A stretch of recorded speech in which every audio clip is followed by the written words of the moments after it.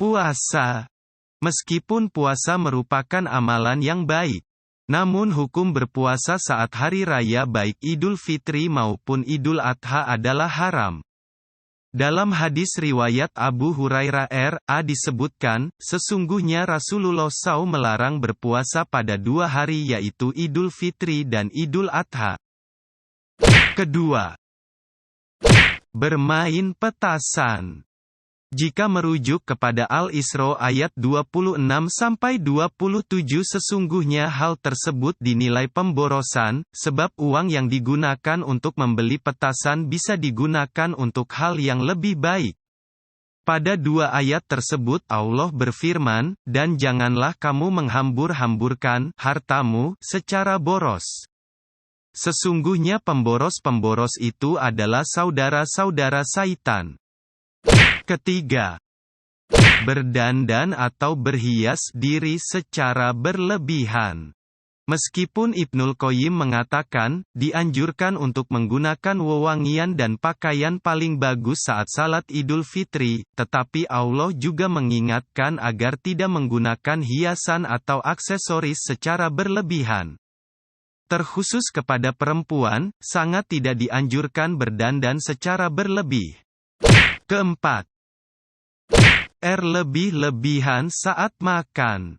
Jangan sampai setelah berpuasa 1 bulan penuh, Zaid balas dendam dengan makan sepuasanya di hari kemenangan. Meskipun hari raya merupakan momen yang pas untuk menyantap berbagai makanan yang disajikan yang pasti lebih beragam dan lebih enak dibanding saat hari-hari biasa.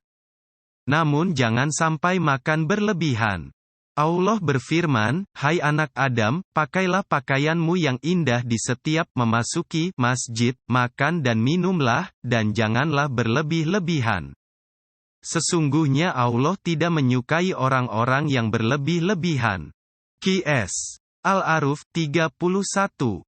Dan disebutkan dalam kitab Adab Al-Syafi'i wa Manaqibi bahwa Imam Syafi'i berkata bahwa kekenyangan membuat badan menjadi berat, hati menjadi keras, menghilangkan kecerdasan, membuat sering tidur dan lemah untuk beribadah.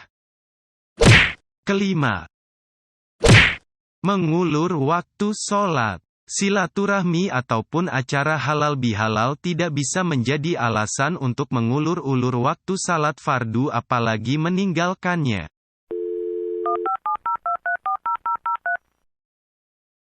Seperti kasus Mas Sultan ini, dia setiap bulan dapat 30 juta plus fasilitas, rumah dan kendaraan semuanya ada. Satu dia yang bikin resah, tidak bisa sholat jamaah tepat waktu. Hanya itu, bukan dia tidak bisa macam-macam, pekerjaannya halal, tapi dia tinggalkan. Gara-gara tidak bisa sholat berjamaah, karena harus ngejar laporan pajak macam-macam yang harus menuntut mereka lembur, meeting dan macam-macam. Dia tinggalkan. 3 bulan nyeles pakai motor. Dari warnanya yang putih bersih, kena asap mulai coklat itu. 3 bulan nyeles tidak laku 1 pun. Wow. 3 bulan tidak laku 1 pun. Setelah 3 bulan kehujanan. Di Jakarta ini kehujanan, akhirnya berteduh di satu masjid. Sambil memikir sampai kapan seperti ini.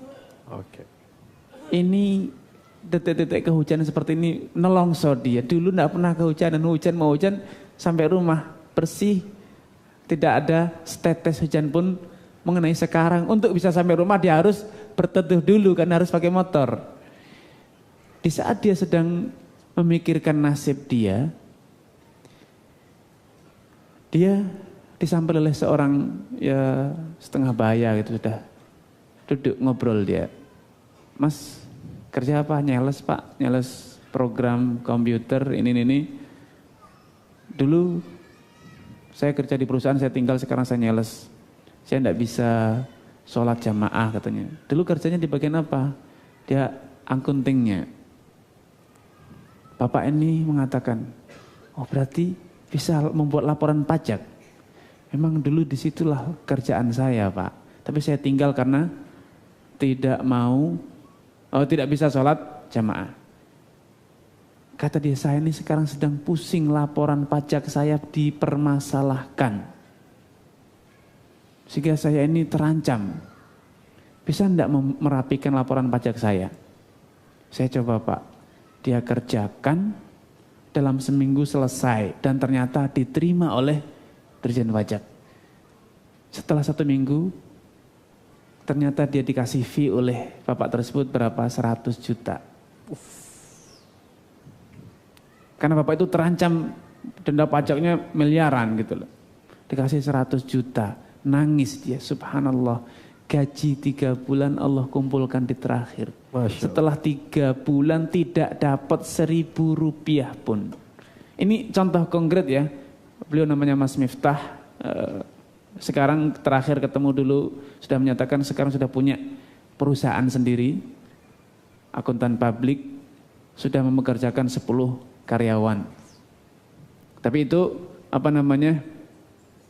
satu kasus, satu contoh bahwa Allah bisa saja ganti dengan yang lebih baik dibanding apa yang selama ini kita dapat. Tapi tidak harus selalu seperti itu.